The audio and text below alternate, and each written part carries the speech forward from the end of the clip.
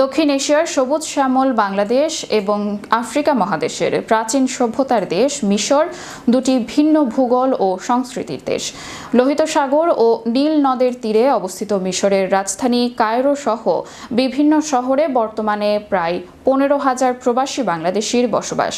পড়াশোনা, জীবিকা ও পেশাগত দায়িত্বে হাজার মাইল দূরে অবস্থান করলেও প্রবাসের মাটিতে তারা লালন করে চলেছেন নিজস্ব সংস্কৃতি ও ঐতিহ্য।